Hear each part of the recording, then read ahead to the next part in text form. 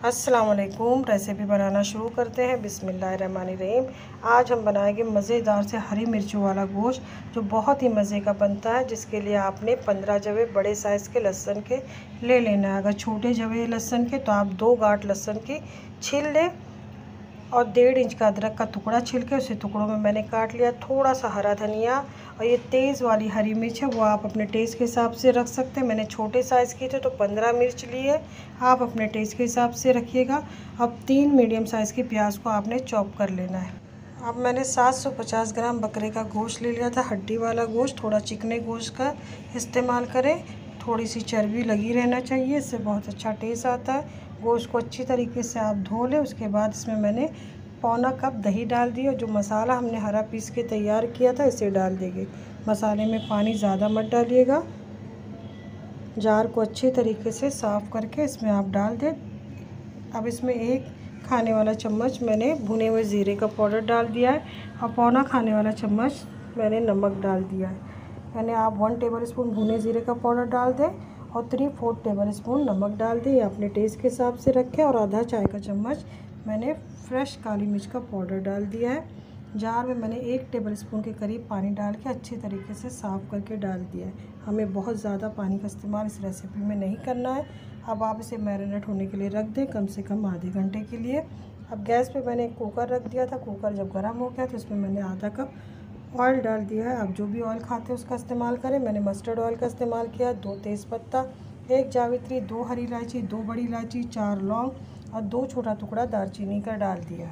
अब मसालों में से जैसी खुशबू आने लगे आपने इसमें चॉप की हुई प्याज डाल देना है। अगर आप मस्टर्ड ऑयल का इस्तेमाल कर रहे हैं तो ऑयल को पहले अच्छी तरीके से गर्म करके थोड़ा सा ठंडा करके फिर मसाले को डालें, नहीं तो मसाला जल सकता है। अब प्याज को मैंने 2 से 3 मिनट तक पका लिया। जैसे ही प्याज हल्की सी नरम पड़ जाए आपने इसमें मैरिनेट किया हुआ मटन डाल देना है। अगर आप मेरे चैनल पे पहली बार आए हैं, अभी तक मेरे चैनल को नहीं सब्सक्राइब किया है, तो मेरी आसान सी रेसिपी जानने के लिए मेरे चैनल को ज़रूर सब्सक्राइब करें। अब बॉल को आपने अच्छी तरीके से साफ़ करके मसालों को कुकर में डाल देना है। अब तेज़ आंच पे आपने इसे 5 मिनट तक पका लेना है। जैसे ही आपका मटन पकने लगे आपने गैस की आंच को मीडियम कर देना है और मीडियम फ्लेम पे कुकर का ढक्कन लगा के इसमें आपने 5 सीटी लगा लेना है। 5 सीटी के बाद आपने इसका प्रेशर निकाल लेना है।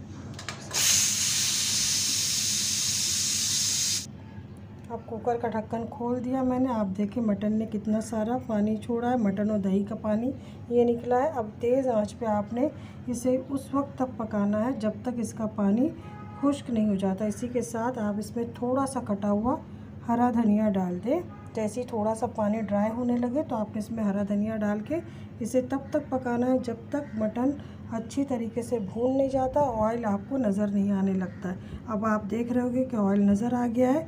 तो अब इस स्टेज पे आपने गैस को बंद कर देना है। उसे ढक्कन ढक के 2 मिनट के लिए रख देना है और 2 मिनट के बाद आप ढक्कन को खोलें।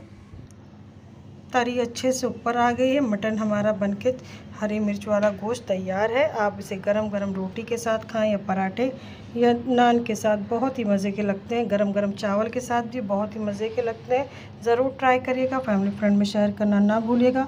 फिर मिलते हैं नई रेसिपी के साथ इंशाल्लाह। अपना ख्याल रखिए, दुआ में याद रखिएगा। अल्लाह हाफिज़।